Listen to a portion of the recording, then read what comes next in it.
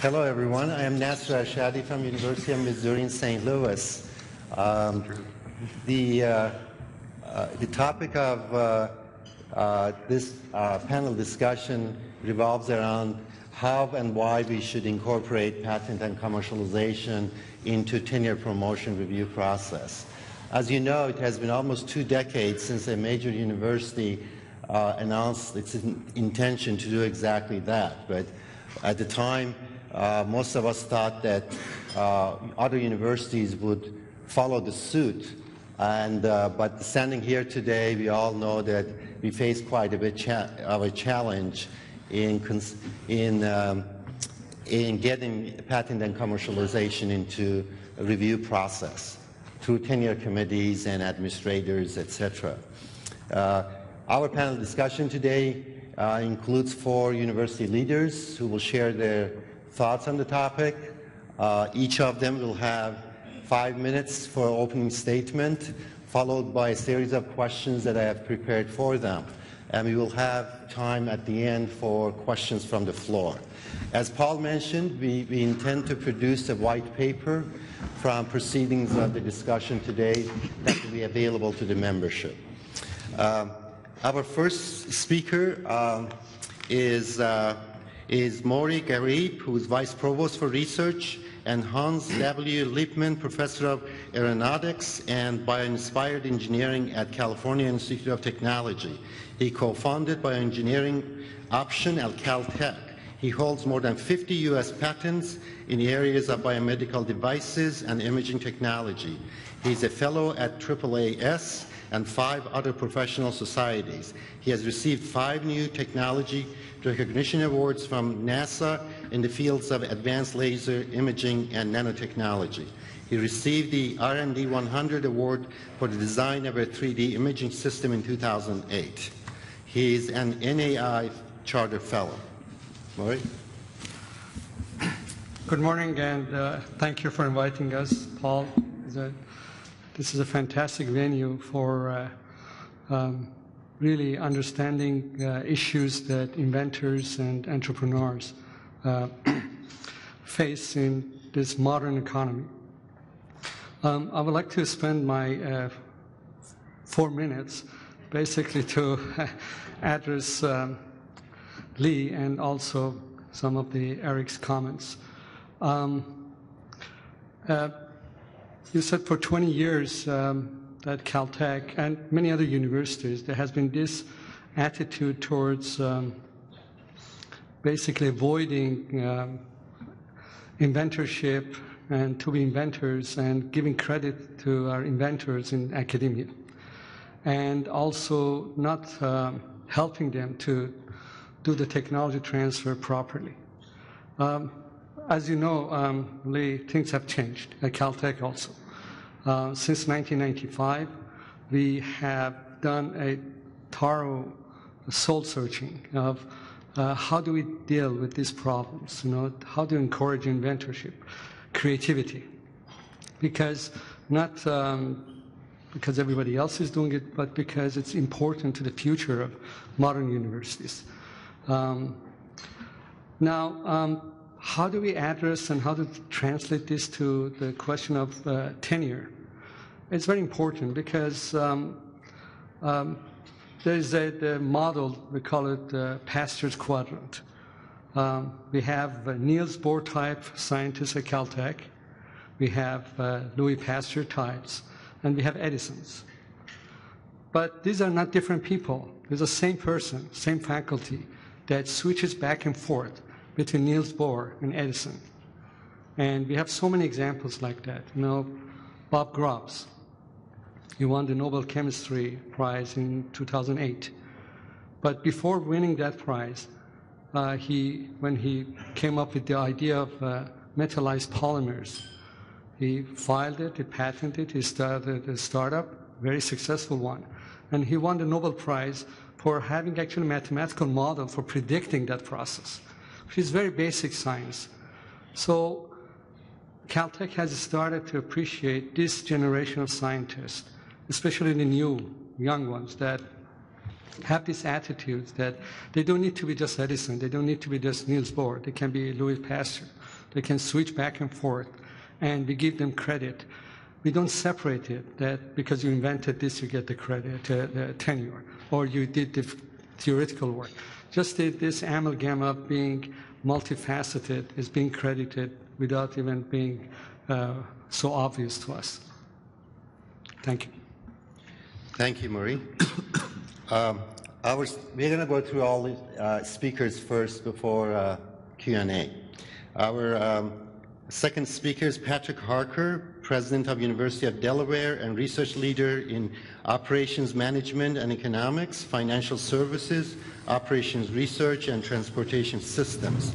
He holds a U.S. patent and U.S. copyright for methods optimizing transportation schedules. He has published or edited 9 books and 100-plus articles and is an ISI highly cited researcher in mathematics. Harker is a member of IEEE, the American Economic Association, and International Academy of Management. He's an NAI Charter Fellow. Thank you. Thank you. Thanks for having me. And particularly, it's great to see Eric Kaler. Just so you know, Eric was on the search committee that brought me to the University of Delaware. Then he left right away. So he got out of town when the get was good, Eric. I want to just make a couple of comments about the University of Delaware, our approach to how we're thinking about this, and then raise the issue about tenure. First, University of Delaware, if you think about the university, it's a university designed by the DuPont company and the DuPont family. If you go back in its history, before World War II, before the GI Bill kicked in, over 50% of the students were engineers, and they almost all went to work for the DuPont company. If you roll forward today, when I got there in 2007, the university really was not focused, except in certain pockets like Eric's old department, chemical engineering, on issues related to economic innovation and development. That's changed. The first thing we did is we created an office. I know the question came up earlier. Companies are very confused about universities. Where do they go? So we created an office of economic innovation and partnership, underneath of which sits the tech transfer office, but it's broader than that. It's about building deep, lasting partnerships with companies. I'll give you one example. So Delaware is the home of the credit card industry and the back office of all the major banks. JP Chase is one of the major companies in the state. And give you a sense of scale, JP Chase's annual IT budget is $9 billion a year. So they are a tech company that issues money as opposed to other things. It's just bits, right? It comes in the form of money versus other forms of information. They are dying for technical talent and new ideas. So they actually have space. To give you a sense of what we've done, they now have space in one of our buildings, one of our business school buildings, where our students, they swipe in after class, they become a JP Chase intern for 8 months, working on global enterprise technology, very large-scale systems, cybersecurity issues. We continue to develop that kind of activity. We acquired, in fact, it fell in our laps right across the street from us, 272 acres, which was the old Chrysler Newark assembly plant that we're converting into a major science and technology park. The litmus test for who shows up on that is they have to be open to faculty research and/or student internships. And we've done a whole bunch of other things. And one of my favorite is a spin-in program. You hear a lot about spin-out. I love this idea of spin-in. It wasn't my idea. It was somebody down in the entrepreneurship program. Entrepreneurs come in, they pitch an idea to students. Students sign up to work on that entrepreneur's project, and they become part of it. And this has actually led to several companies being launched out of the university and our students getting jobs with these startups. It's a great idea. It's not just about spinning out the technology. It's about entrepreneurs looking for talent, young talent to bring in. That then gets to the issue about tenure.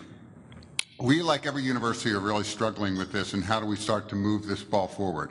But first, I think it's important to recognize, back to the question, would Edison get tenure? The bigger question is, would he want it to begin with, right? That means you have committee assignments, you got faculty senate. I mean, we have to recognize that where universities are going today, it's not just about the tenured faculty, but about clinician educators, research faculty, and others, and recognize their unique roles they play, and important roles they play. And it's not all about tenure or nothing. And I think we just need to break that model, because not everybody wants it, and not everybody should have it. We need different models for different types of faculty. That said, let me go back to the early days of Why do we even have tenure? And I think that's the first question to ask. So in my previous life, before I went to Delaware, I was dean of the Wharton School and on the faculty there for 24 years. Tenure began because of Scott Nearing in the turn of the 20th century, who spoke out against child labor as a labor economist at the Wharton School of the University of Pennsylvania. And the trustees of the University of Pennsylvania, some of whom had child labor, they fired him. That began the modern version of tenure. And why I bring that up is tenure's about letting faculty speak the truth and do what they believe is fundamentally important and have that academic freedom. By the way, that does not mean that faculty get to speak anything on their mind, even if they have no expertise in a field. Tenure should not make that possible. Faculty have to be an expert in the field. They can't just pontificate on anything and everything. We should hold them accountable. But there's a quid pro quo to that. In return, faculty have to do important stuff, right? I mean, that's the deal. That's the societal deal. We get tenure. We get this freedom. We should really focus on important stuff. And why I bring that up, an example of Scott Nearing, is I think we need to start focusing more on impact. Why? And I'm not there yet at Delaware, but what we need to focus on is impact. This is hard. I mean, Roland Coase won the Nobel Prize in Economics and published 12 papers in his career, and there's a whole branch of economics called Coasean economics. I had a battle with my old provost when I was at Penn, convincing Bob Barchi, who's now president of Rutgers, that economists publish at most one paper a year, and it's okay. And there's no first author, last author. They really focus on impact. Roland Coase, again, won the Nobel Prize with 12 papers. And the reason I raise this issue is when we think about, the only thing I want to add is when we think about tenure and the way this session was set up, we're thinking about the university and university processes. I really encourage us to think about the guilds we all belong to, because the universities are reacting to the guilds. They're reacting to the letters that are coming from the chemical engineers, the physicists, and so forth. And so it's not just about the process that the university has for awarding tenure.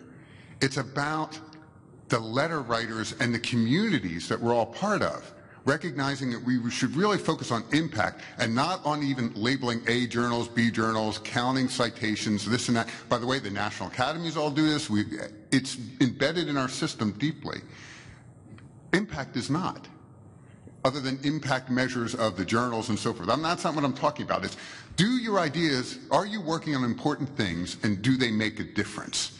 And I think for the people that really want to make a difference, the line between the publication and the getting the idea out into the world to make a difference is very blurry. And frankly, that's the kind of faculty I want. And I think it can't just be, as we think about this white paper, don't just focus on university processes. We need to focus on the professional societies we're all part of, and they need to start asking the same question.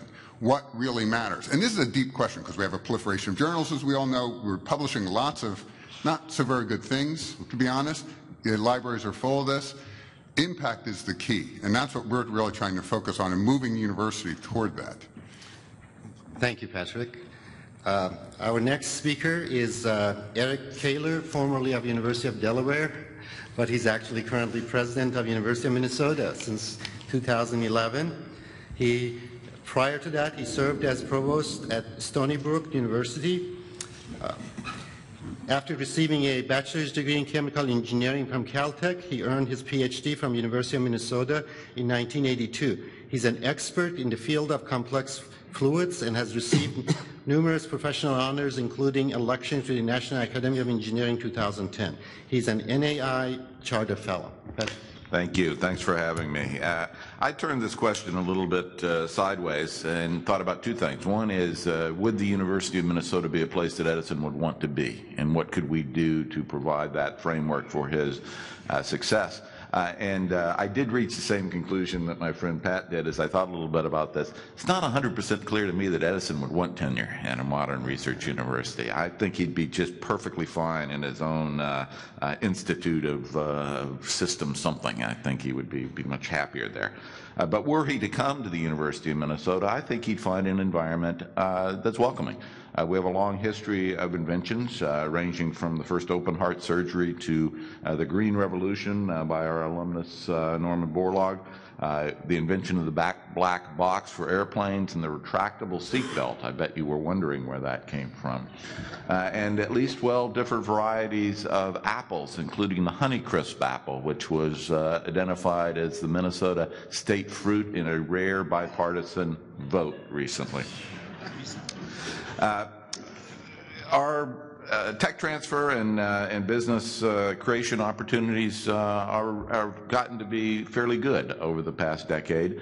10 years ago they weren't, and I still carry the burden of that history. We were slow, we were unresponsive, we were risk averse, we were a classic academic institution in how we interfaced with entrepreneurs and with the opportunity, or then perceived perhaps as the threat, of royalty revenues. And oh my goodness, how could we possibly manage the conflict of interest that comes from such things? But we're better. We have hired staff with industry experience. We've created a robust tech transfer operation. Our undergraduates do create intellectual property that's generated IP and business ideas. We've introduced what we call a stage gate process in our Office of Technology Commercialization, which walks faculty members through the various steps and identifies fairly early on the strength that the faculty member has laid up against the enormous weaknesses that most faculty members have in terms of recognizing that it's not just about the science, it's about marketing, it's about finding the niche, it's about manufacturing, it's about finding the right structure. And we have people who help that. Probably the single thing that is most helpful is an innovation we created about 15 months ago called the Minnesota Innovation Partnership, or MIN-IP, which is exactly what it is. I suspect many faculty members in the audience have had the experience I had at a former institution. It's better now, in which you would arrive with an idea that you'd cooked up with one of your colleagues at a meeting, and he was at a company and they had some research that was appropriate for the academic environment, and you wanted to work on it together. And you'd lay out a budget and an idea, and he'd get approved, and you'd go in, and oh my goodness, then the lawyers would come. And we would protect very carefully the idea that we do this research and something might come out of it that might be patentable, and that patent might issue, and that invention might make its way into a product that might go for sale, that might make money, and oh my goodness, we must protect our royalty stream. And we would go back and forth and back and forth and back and forth and back and forth, and ultimately we would wind up owning 100% of nothing, because the engagement would simply break down over disagreement over a hypothetical royalty stream with net present value of small. And so MIN-IP simply eliminates that.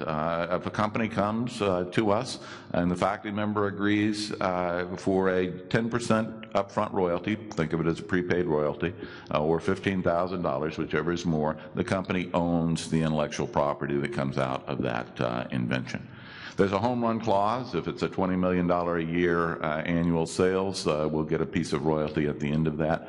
But we looked back historically at the royalty stream that came to the university from those kind of collaborative inventions with industry, and it was very small. And in fact, clearly was exceeded in value by the amount of money we spent negotiating contracts to protect it. So we don't do that. We've signed 40 of these MIN-IP agreements with 35 different companies, and it's incredibly popular amongst our faculty. And it leads to a much deeper relationship. It creates an environment where you have internships, faculty exchanges, industrial researchers in our laboratory, and a deep engagement that leads ultimately to philanthropy and partnership that's very significant. So we're pretty excited about that. So finally, the question of what would Edison think? I think we provide him a pretty good entrepreneurial framework. If he did decide to want tenure, we have included technology transfer into guidelines for gaining tenure. And I was pleased to see in the College of Liberal Arts, actually, that you can have a tenured position because of possession of unique cultural experience or professional expertise. So it turns out that if he wanted tenure in art, music, theater, dance, writing studies, English, or ethnic studies, he'd be all set. The College of Science Engineering is not quite so liberal. Thank you. Thank you very much.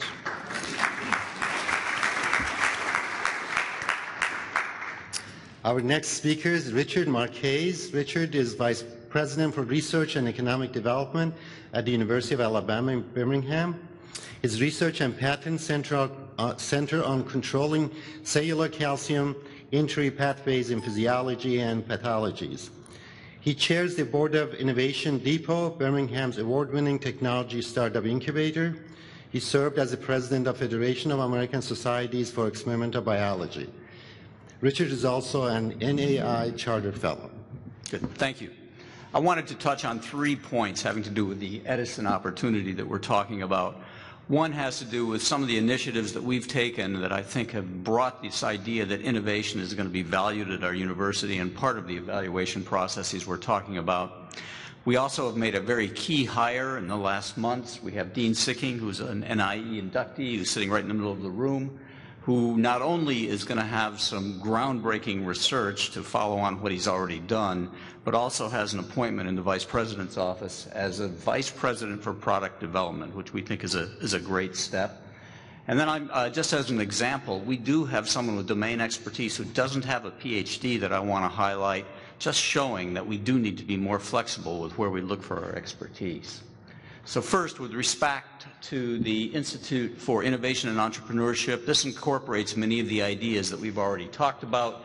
We are enhancing the tech transfer process. We're actively encouraging potential collisions. We are going out into the field, bringing together neurosurgeons with our biomedical engineers and our business folks, and trying to solicit the kinds of collisions that would lead to intellectual property. So we're being much more aggressive and less passive in the way we handle intellectual property.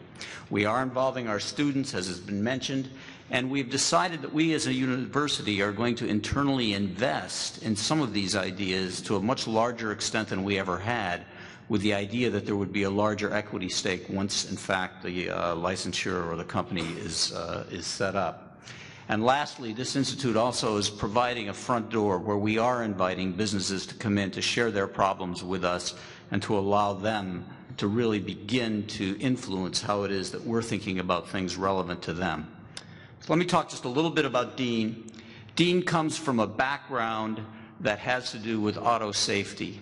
And I'm going to show you a couple of clips here. Dean revolutionized the way that safety barriers are positioned both on racetracks for Indy and NASCAR as well as on many of our interstates. So this is what happened in the old days. This is the South, so you got to get used to some car racing here. And this is what's happened after Dean. This is 140 miles an hour. And since these barriers have been put in, there's been nothing more than a minor concussion that's occurred in NASCAR in the last 11 years. It's really a remarkable advance, and it's also an important part of how our interstate and our other highways are being protected now. So he came to Alabama. Alabama, as some of you may know, has a pretty good football tradition. We figured the only way UAB would be able to be the champion of our state would be to have our laboratory guys be doing it, not necessarily our football players. That was a crowded field. So Dean has turned his attention, as you can see in the bottom right-hand corner there. This has caught a lot of attention. Dean has turned his attention to the idea that we can design a better football helmet with many of the same kinds of concepts that were used in these barriers. And if you really think about football injuries, I'm going to show you, look at the top. The kinds of hits that cause concussions are hits that cause rotational acceleration. And we already have some good ideas as to how we can prevent rotational acceleration from the outside of the helmet being transmitted into what happens within the brain. We think that's a really important area, but it really does show how we're trying to get to this idea of looking at real-world problems and product development. The other clip that I want to show you here has to do with a faculty member that doesn't have a PhD, but is remarkably talented and is addressing some of the same problems that the financial institutions that we just heard about are dealing with. and that is this whole idea of cybersecurity. We have great IP that's been developed at UAB, and the guy that has led this is a guy named Gary Warner. This is NBC Rock Center. His name is Gary Warner, a professor at the University of Alabama at Birmingham, whose unique program combines computer forensics and justice. Warner discovered a dramatic spread of a malicious computer superbug called Zeus. The bug spies on users as they type, copies passwords, targeting online banking. Within seconds, someone is on your computer doing that wire transfer. Warner red flagged the FBI after he made a critical breakthrough. These guys were new people. They were establishing a better technology and using it in a way we hadn't seen used before. Some organizers and some good coders in the Ukraine who said, we're going to change the way people steal money. And as you might expect, this kind of publicity helped Gary and helped us form a company that's just been spun out. Disruptive security technology. It really changes the entire paradigm. Today, businesses around the world are fighting symptoms of cyber criminals. And today what we can do is we can actually identify the source and the nature of those cyber criminal activities. With T3, the idea is that we gather emails into what we call a spam data mine. That UAB-created technology allows us to receive spam emails and very quickly identify when there's a new trend, an emerging threat. We can get that information about emerging threats out to businesses so they can protect their businesses from cyber criminals. That's the focus of today's top threat report. We can identify the malware before the antivirus industry knows it even exists. So we have a disconnect here between the audio and the video, but the point is that we were able to utilize Gary's expertise in a way that allowed us to spin off a company that we actually are going to own a pretty good percentage of. So it has not only been very clear that betting on him, even though he didn't have a PhD, was a good thing for us to do as a faculty member, but also that it's going to be lucrative. We're pretty confident for the university. The number of contracts they've signed already is remarkable. With getting back to the Edison issue, with respect to Edison, we had to agree that he was not going to be on very many committees, but we have presented him with a certificate such that he is now a professor with tenure if he chooses to come back and join us. We'd be happy to have him.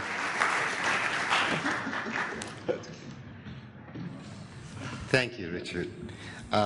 Timothy Sands is our next speaker. He's the provost and the Basil Turner Professor of Engineering at Purdue University. He has served as an acting president at Purdue, director of Brick Nanotechnology Center, a member of the faculty at UC Berkeley, and researcher at Belcor. Timothy has 16 U.S. patents, some of which have contributed to manufacturing processes for GAN LEDs. He has published more than 250 refereed papers. He's a fellow of IEEE and the Materials Research Society. Tim is also an NAI Charter Fellow. Thank you. Purdue's had a long history of leadership in technology commercialization, yet we still struggle with how we value these activities and their impact, and we're not yet aligned to a common purpose that would optimize that value, precisely because we don't yet know how to measure that value. So this session we're having today is right at the heart of what we're dealing with on campus today. Let me say a little bit about Purdue's history in technology transfer. The Bayh-Dole Act began with a conversation in 1978 between then Senator Birch Bayh and he was a Purdue alumnus, and Ralph Davis, who was then the director of the technology transfer operation at Purdue.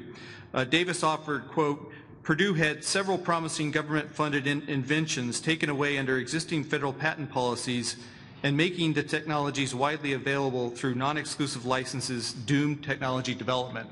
And that's what started that Bayh-Dole Act. Now fast forward 30 years, and in 2007 Purdue developed its most recent strategic plan, which is called New Synergies, and one of the three pillars was promoting discovery with delivery. So technology commercialization at Purdue through patents, licenses, and startups is widely appreciated on campus as a critical component of the dissemination of knowledge and falls under the umbrella of engagement and essentially an important part of being a land-grant university. So let me say, before I say what's not working at Purdue and what we're talking about, let me just say what has worked well at Purdue. We graduate more engineers, scientists, and technologists than any university in the country. We average about 7 to 10 startup companies per year, file hundreds of patent applications per year, and we have a very high rate of deal flow. We've got 1,200 students from all disciplines who've completed our certificate in entrepreneurship and innovation. We've got about 3,000 more in the pipeline. And we have one of the, as you heard recently or earlier today, we have one of the most liberal student IP policies in the country. Our Burton Morgan Center for Entrepreneurship is located in our interdisciplinary park, which is called Discovery Park, and it's not in our business school. And at Purdue, that's a huge advantage. The business school is part of it, but all the schools, all the colleges take part in the Entrepreneurship Center. OTC, matter of fact, we just moved our Office of Technology Commercialization over to Burton Morgan as its physical presence on campus. Discovery Park itself is a campus resource that's generated $750 million in investment over the past decade, and it's one of the primary engines for discovery with delivery on campus. We have 14 drugs in clinical trials. Research Park in West Lafayette is part of a 4-campus Purdue Technology Park system that's one of the largest in the country, and it provides a home for many companies that begin with Purdue IP. And we have several funds for stepping up faculty inventions, including a Trask Fund. We were early adopters or partners with Alfred Mann. That fell through after several years of strong support, but that work continues, and we still focus on that step up, opening up new domains in information technology, continuing with biomedical devices, looking at drug discovery as well. So that said, Purdue's technology transfer enterprise is nowhere near the well-oiled machine that it might seem to be from the outside. We have a good bit of chaos, and a certain level of chaos is good, especially in this area. But we just counted up 28 programs or centers dedicated to technology transfer, innovation, and entrepreneurship on campus. And you can bet that they don't know the others exist. We don't have many home runs. We have a rather weak stream of licensing revenue. And our faculty IP policies are not particularly progressive. They really discourage a lot of our inventors. With Mitch Daniels joining us last month, we've begun the process of developing and aligning around a common purpose. And this is not set in stone, but the discussions on campus have come to, I think, a relatively simple conclusion that we should be ensuring that Purdue is the place for faculty, students, and staff who want to see the impact of their discoveries on society. It sounds simple and straightforward, but if that's our focus, and we can focus on that goal and not on revenue and other factors, we think we'll be able to bring talent to Indiana that will transform our local economy, and with all the attendant benefits of a university that's surrounded by corn and soybeans. I'm pretty optimistic about where Purdue is right now, but we're really in a state of flux.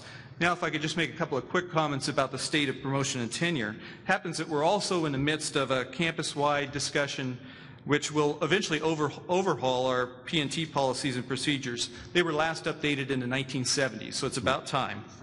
The issue of valuing technology commercialization and entrepreneurship is one of a handful of issues that are really at the forefront of the discussion. When I return to campus next week, we're having a campus-wide open forum, and one of the topics we'll be discussing is that one. So let me make some observations about Purdue and its P&T. Every college, and I'm sure that some of this will also be familiar to those in other institutions. Each college at Purdue has its own P&T document, and some specifically include patents and commercializations, others do not. The culture has been bottom-up, and it's dominated by local customs and the departmental committees. We call them primary committees at Purdue. Some do not value patents. Matter of fact, I had all the deans together a couple days ago, and we went through and talked about all these issues, so it was good timing. Some do value patents and licensing activity and startups, and some see those as distractions, although this stance is becoming increasingly rare. Most regard patents as important considerations. One primary committee values patents at 2 to 3 times a publication. I'm not sure how you come up with that equation, but I thought that was an interesting comment. But no primary committee on campus of the 70 or so we have would promote a faculty member on the basis of patents and commercialization alone. Uniformly, I hear from our deans, and we heard this from one of our other speakers, that the most successful faculty in technology commercialization are in fact the same ones that are outstanding at discovery and are well published, cited, and recognized by their scientific or technical communities. Certainly, all the talk and resources that we've dedicated to discovery with delivery over the past 6 years have had an impact on the degree to which patents and commercialization are valued in P&T, but the change is very, very slow. While we are talking about P&T, we're also talking about impact and how it's measured. We heard a little bit about that a moment ago. In the context of patents and commercialization, I think this will eventually take us to a point where invention disclosures will have little value, patent applications slightly more, but not much. Licensed patents will be highly valued, especially those that produce royalty income as a measure of utility. Not the dollar amount, but the fact that they're generating royalties is something that I think will be valued. Patent issued may have currency like a publication in the sense that they undergo external review of some sort. And I think patents that are not licensed, that do not generate royalties, will have relatively low value.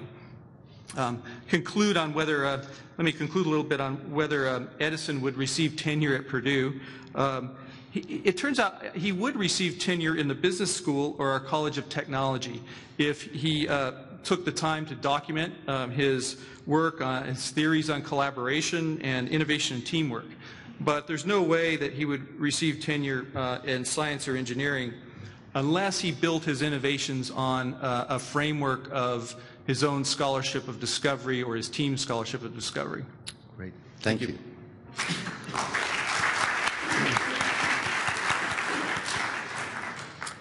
So I'm going to start with a question actually to Tim, who's our last speaker.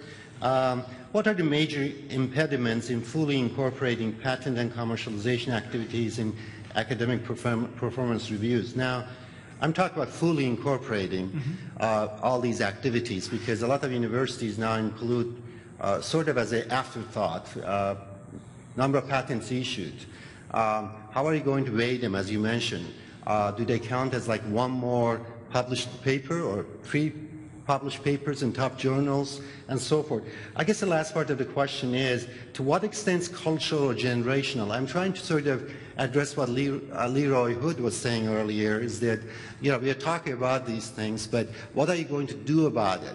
In back of my mind, I think some of this may be indeed generational. You're not going to convince certain senior faculty that happen to be sitting on these tenure promotion panels that generationally may be disconnected from what goes on in this field.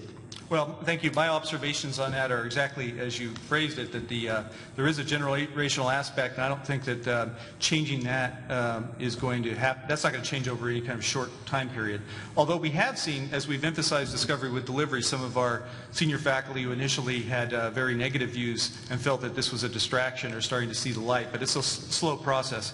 I guess one thing I'd point out that, and it's not just for patents and commercialization, but also for teaching and other forms of engagement, that unlike our research enterprise, we don't have a lot of external validation for that. Faculty are motivated, I think, to a large extent by the fact that they receive accolades from the outside, that their stock, if you will, rises because of external validation, and we don't have that in those other areas. So one thing I would encourage, I'm really encouraged by the discussion here in the National Academy of Inventors and its ability to hopefully in the long run recognize and provide maybe third-party validation of the impact of work in patents and commercialization. That will in turn eventually result in promotion and tenure committees, primary committees, paying attention. No matter what we write and insist that the colleges include in their P&T documents, even if everybody lists every little thing they do, it just won't carry the day until we have external validations or third-party validation and create that kind of a marketplace, if you will, for faculty. And I think that point is, you made a very good point, and that is just having disclosure and even a patent doesn't mean that there's commercial value to it. And universities have a tendency of building these, the infrastructure for technology transfer offices. It becomes a sort of a self-perpetuating arrangement where, you know, the performance indices are often disclosures and patents. And then we have lots of licenses that generate very little or no income whatsoever. So, I mean, you can issue even a license, I mean, and if that's going to generate inflow of cash, and by that I don't mean just financial profit. What I mean is that if indeed a technology is relevant in the marketplace, it should generate cash flow. That's an efficient way of capturing the value. And that, I think, should be on the table as well. I'm going to throw the same question at Gharib here, that since your institution is on forefront of discovery and technology, et cetera, what are the challenges you see, and where do you think impediments lie when it comes to not fully incorporating technology transfer and tenure promotion decisions? That's a very difficult question to answer because, as I mentioned before, not just in our institution, things are kind of very mixed. We don't count the number of papers either, or number of patents, but we count on the impact, as everybody else mentioned here. So the impact is high, whether it comes from basic research or innovation, patents. There are basically parameters that we count in the tenure. In the meantime, you know, it's compared to other institutions, Caltech receives about 130 issued patents every year, and MIT is about 150, but they're 4 times larger. So that shows that within Caltech and within our environment, the innovation and invention, having patents, is part of the texture of the university. And but we have not come up with an index that's okay. This is this much revenue coming from licensing, therefore you get your patents. It's more impact that licensing has. If new medical devices, it's a new cure, something that, you know, solves a societal problem. Those are parameters that we consider. That's very good. Thank you. Next question, I'm going to ask the two presidents. Patrick, you first. What's the role of university leadership? And that includes the chancellors, presidents, board of trustees, deans, etc., in broadening the traditional performance criteria to include patent and commercialization activities. To what extent should the effort be facilitated from bottom up, where faculty entrepreneurs form their own advocacy groups? Mm-hmm. Well, I think first and foremost, university presidents, trustees, and so forth need to clearly define and then live the mission of the university. And this is important, for example, go back to the issue of land grants. So we just celebrated the 150th anniversary of the Morrill Act. When we first started down this path at the University of Delaware, making changes, I have some reception.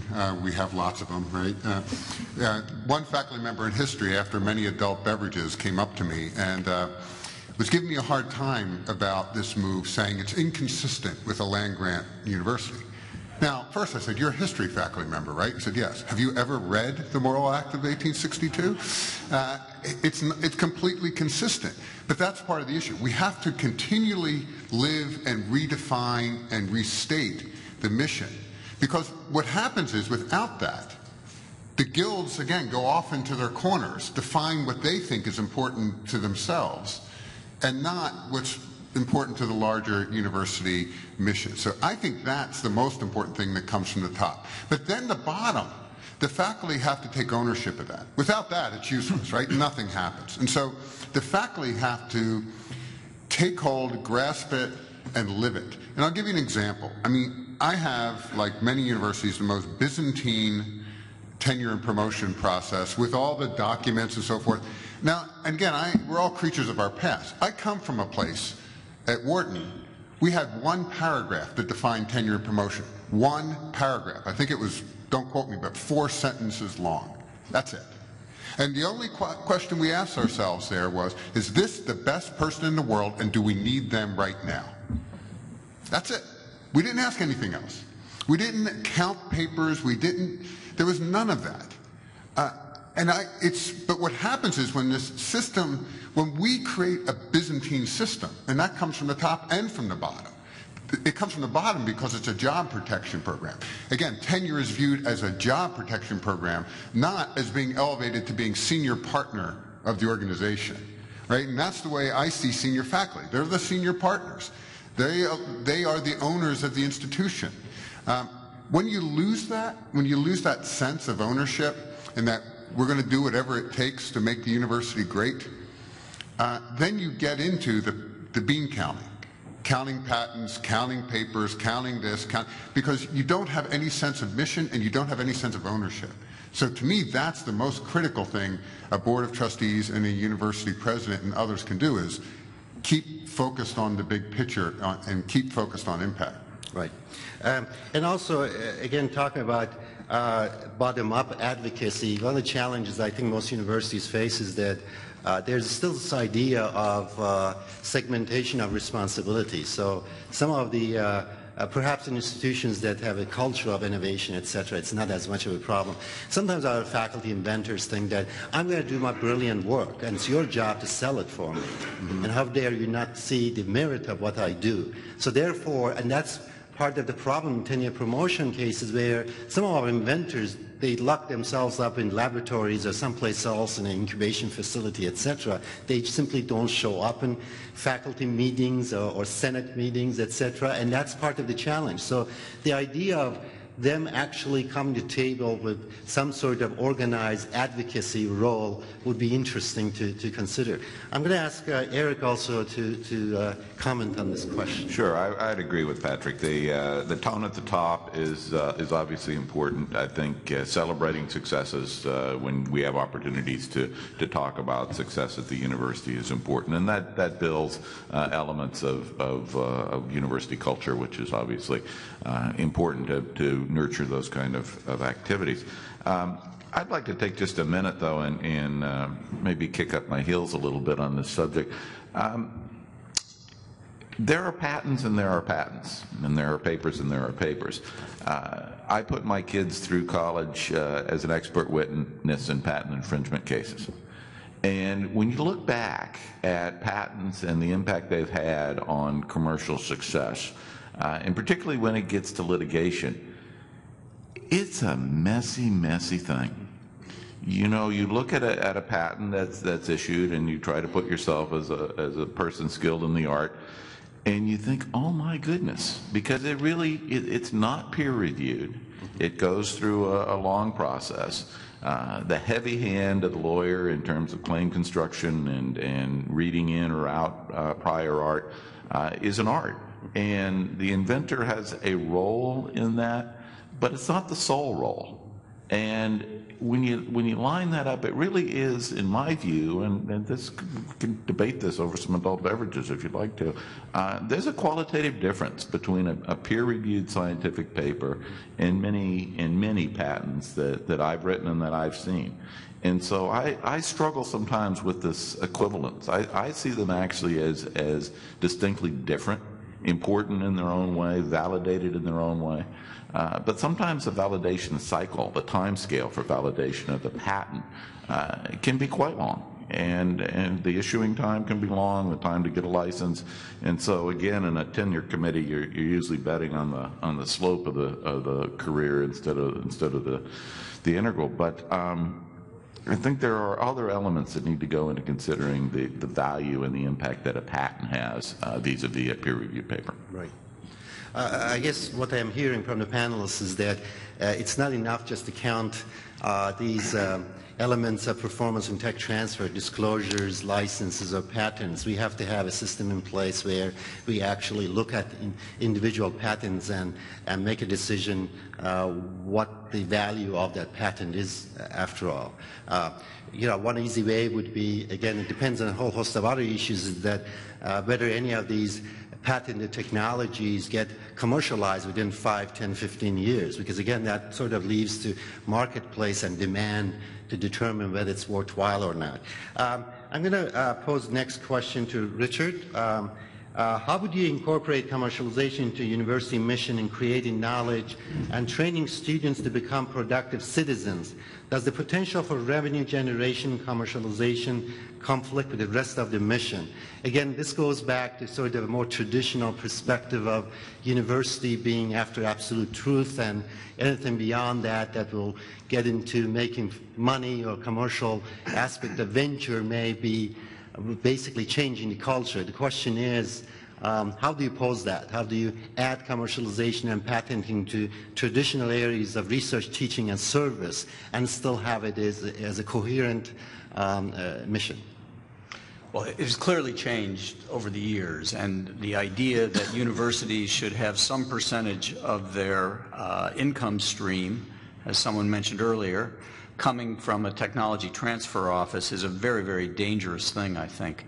We all are going, especially our state institutions, we're going back to our state legislators and looking for support that's based not just on our ability to educate students, but on the fact that we are big economic drivers. UAB is the largest employer, single-site employer in the state of Alabama. And we look for monies outside the education trust fund that we share with K through 12. We look for monies in the economic development funds as ways to allow us to recruit people like Dean to come to our university. So we're playing that card. We're saying we can be drivers both because of the people we hire within the institution as well as the people that are going to be hired by the companies that we spin off. So it's an important driver as we have these conversations with our state leaders in terms of securing funding for ourselves. I think that there is often a tendency to overpromise, and we have to be very difficult with, or very careful with that. It certainly could come back to bite us at some point. The faculty do remain, to some extent, a little bit hard to persuade, some of them at least, that this should be a mission of the university. But we're young. We were founded in 1969, and we've always had a very sort of entrepreneurial bent that has led us to get to be over $400 million in research. So it's not as entrenched in our university. It hasn't been as big a deal. And because our education trust fund is so limited, we really have tried to push that as a driver for why it is the university is so important to the state. Thank you. I'm going to address the next question to Tim. Suppose that we have incorporated patent and commercialization fully into tenure promotion review process. Let's see what pitfalls we may face. If getting a patent counts toward tenure promotion, there are incentive issues for individual faculty. They would like to be to receive patents on whatever they are disclosing, right? And most tech transfer offices cover the cost of the patent, so they do all the legwork and pay for the cost. So there are clearly incentive issues involved. And suppose that a faculty member comes up for tenure promotion and denied along the lines that, well, among many things, you haven't had enough patents, so you haven't commercialized enough of this technology. They can turn around and say that my brilliant idea was not understood by the tech transfer officer, and they didn't do their job well. And it becomes sort of a blame game of some sort. How do we think through that kind of problem? Well, I'm very familiar with that problem. Matter of fact, this morning I got 2 emails from disgruntled faculty who were upset with our OTC, not because it's so important for promotion and tenure, but those individuals just feel like it's what drives them. But I think you do point to some real potential issues. One way we've tried to get around that, because we don't right now have our OTC resourced at a level that would allow every idea to be treated at the level that every inventor wishes they should be treated in terms of time and money, is to bring in third-party or external panels who evaluate the IP and try to screen it. And the good thing about that, it's a lot of effort, but it does build some partnerships. You make some connections because you're bringing people from maybe the VC community or industry into those discussions. but it does separate out or sort of insulate the OTC a little better, your tech transfer office, because there's independent opinions making judgment. Right. And so where that affects the operation at Purdue is really in the decision of whether to invest step-up funds to move an invention forward. But you raise great issues. I don't know when and if these things become embedded in not only the promotion and tenure document, but the culture. We're going to have to deal with that problem. Right. Thank you. I'm going to now pose the last question to all the panelists, and then we will turn to you to make comments or ask questions. What do you think universities, where do you think universities' patent and commercialization activities will be in 10 years? Gharib? Next 10 years?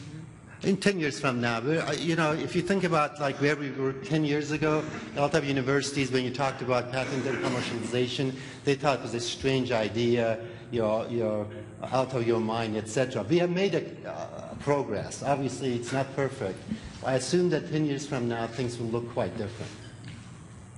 My guess is that just from the trend, that you're going to be much more proactive in terms of nurturing ideas and trying to identify the ones that they have the perhaps most impact, and try to be more active in finding resources to make them happen. For example, we are seriously thinking about a large endowment just for innovation, that any student, faculty, postdoc that has, as you call it, crazy ideas, and he doesn't want to spend time to write a proposal to NSF, NIH, wait for 2 years.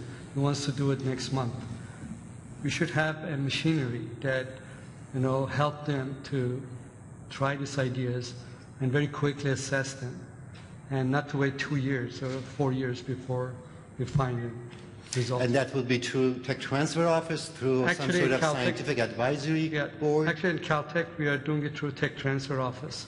And of course, there's a committee of faculty that also include entrepreneurs, local entrepreneurs, some VCs, and they cannot, of course, invest in those because of the conflict of interest.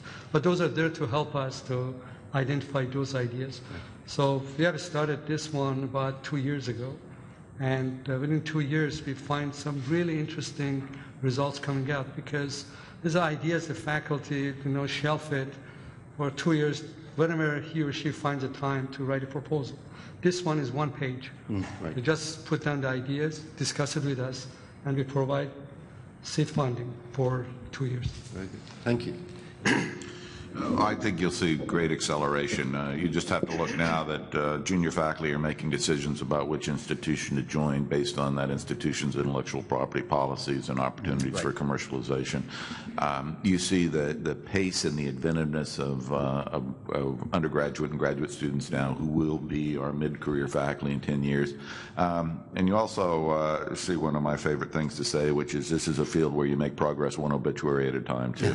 You'll see that much of the entrenched opposition to doing this will retire and move to Florida. So I see it's going to be very good point. I'd like to add to your comments. You know, strangely, the past 2 years we have received application students for undergraduates and graduates. They're asking about our patent policy. Oh, interesting. Just really amazing to me. Very interesting. Thank you. That's a good observation. One point I would make in terms of how this gets incorporated into the university culture, the Vice President for Research actually has a very strong ally in the Vice President for Development, because this idea of having philanthropic funds that get invested in early ideas for students, for faculty, that allow you to do proof of concept stuff, that allow you to make prototypes, that allow you to hold bigger equity positions once you form a company, that's an exceedingly easy thing to raise money for. And so your vice presidents for development are going to be right beside you as you sort of make these decisions to go forward. Great. Thank you. So I actually think in 10 years, universities are going to back off a little bit, but actually allow more IP to flourish. And what do I mean by that? So just quickly, we went in 07, 08 with this new office I mentioned at the university, and we re-engineered our patent process, and in 1 year we saw a 60% increase in patent disclosures by our faculty. 60. Everybody was sitting with this stuff in their desk drawer, and they weren't, because it was so cumbersome.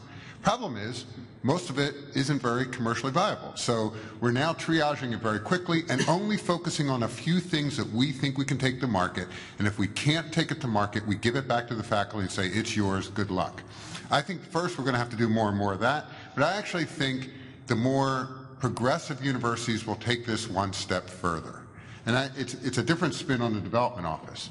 I think most universities are going to realize they're going to make a lot more money from grateful patients, that is, grateful inventors, students, faculty, and so forth, than they are on the licensing. And this is what goes back to Eric's point. We'll see more models like MINT, Mint, I love that name, because above some threshold, I want a piece of a grand slam, but otherwise, I just want to give it to you, and hope, and and the evidence has shown. Most of us don't make any money on our IP portfolios. And so at some point, the rational person should wake up and say, then why are we doing what we're doing? And I think sooner or later, rationality will kick in. We'll get the upside of a blockbuster, but otherwise, we're going to be giving more of it away and only focusing on a few things that we think we can drive forward. And the rest we'll get on the back end with philanthropy. Thank you. Thank you. Tim? I agree completely with what you just heard. I think it's a very exciting time right now. We've got, if there is a tsunami, this is the one that I think is the one that's about to hit us that really matters. I don't think we're, at least at Purdue, and I think we've heard similar things, that I don't think anybody really has it figured out yet. But just looking at the pipeline with the undergraduates coming in, having already started companies, it's going to be exponential growth. It's exciting, but we're going to have to streamline everything in order to handle it. Very good. Thank you. We have about 10 minutes for a few questions or comments from the floor. If you have a comment, please keep it very brief. Thank you. Go ahead.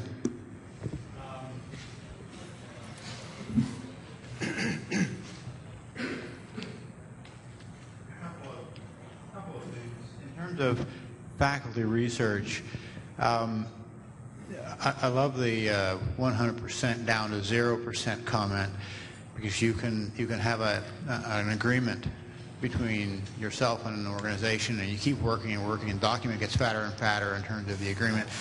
And my attitude, if it's an inch thick, it doesn't mean a thing, except whatever side lawyers are stronger. Going to what Patrick said, I really agree with that. I think tenure really means a number of things. I had a young colleague, doesn't matter where, who I knew, and he was working really, really hard to get tenure. And he said he couldn't wait to get tenure so he could kick back. And I was stunned at that. I was like, why are you doing this for passion and you love it and you're going to move forward? He wanted that tenure. So and Torrey Pines, where I'm the head of that, I went to Richard Lerner, and when I was at Scripps, I said, I'm going to leave and start this institute. And he laughed at me and said, well, okay, when it fails, come on back. So I think the whole idea of tenure has to be reevaluated, and is being reevaluated from what I see. Thank you. Next, yes.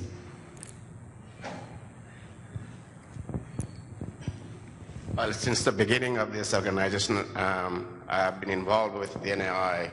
This has been one of the crux of the issues that NAI wanted to take up. And I'm glad that such a discussion has taken place today to begin with. In addition to being part of the NAI, I'm also a faculty who is in the APT committee, Promotion and Tenure Committee at the College of Medicine. So I have lived through both of those scenarios. And last year, when we went through 60 applications, there was not a single application the award of patent came up during the proceedings. Usually, traditionally, people are not thinking about the invention disclosures, patents, when one is going through this process. The faculty is going through that process. So the key issue is a publication equivalent to a patent? and we have heard about the impact here, and when does a patent really become impactful, and how the publications are considered. There can be publications just for one referee actually reviewed it, and it could be impact factor of 2 or less.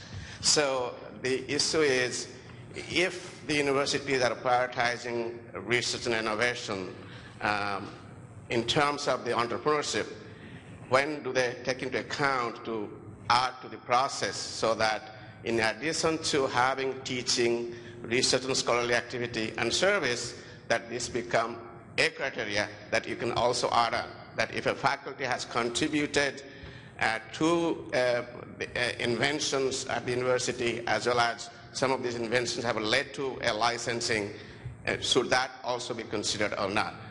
The usual argument you get from the faculty, the rest of the faculty, is that, this is already part of the research and scholarly activity, but usually it is not. So that's the crux of the issue, and it has to really, in my opinion, it has to really come down to the university to deciding how to do it well. Thank you. Yes. So I think this panel is really about changing faculty culture to encourage them to commercialize their research. I stepped in 3 years ago at Boston University to run the tech transfer office. This office has been around since 1976.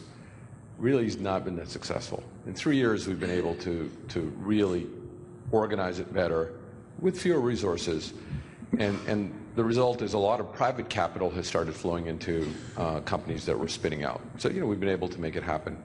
My experience is that it's a law of small numbers. Even at places like MIT and Stanford, there's just a handful of faculty that actually create these commercialized inventions. And, at MIT, it's probably around 30. At BU, it's around 3 or 4, which we're trying to bring up to 10. So I'm not sure that, bringing this into the tenure process, it's boiling the ocean. I think it's, finding them. And absolutely the junior faculty, it's funny how often I'm getting called into meeting new junior faculty who are being recruited, who already are thinking about this, and they want to know how the tech transfer office is going to help them. It's surprising, but it's starting to happen quite regularly now. If I could comment on that, because I think the issue about tenure, I don't think you need 50% of the faculty doing this. The question comes down, I think, when you have a healthy tenure process, is a group of senior faculty sitting around saying, can we live without this person, yes or no? Is this person essential to our mission? And that means you may have a faculty member who's a horrible teacher, but who's a brilliant scholar, and surrounds him or herself with other young, brilliant scholars. You'll give that person tenure. We do it all the time. It would be the same thing in this, but you have to see it as part of the mission. And the faculty then have to say, yeah, this person, we need them. We don't need a whole army of them, but we need this person because they're invaluable to us. Thank you. Yes, go ahead. Near the door, yes.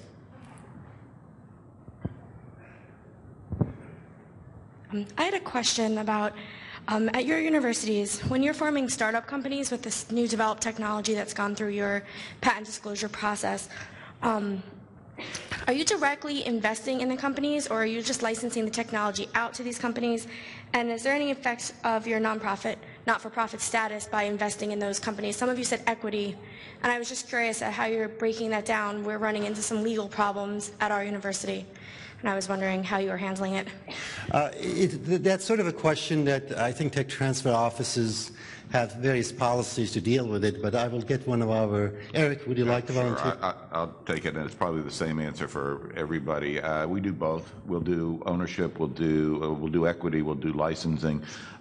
You get in some interesting institutional conflicts of interest, actually, if you do both, and you then have the licensing agreement fall apart at a time when you own equity, and who knows what wins, so you can wind up in court. Short answer is we'll do both. Thank you. Last question, right there. Yes.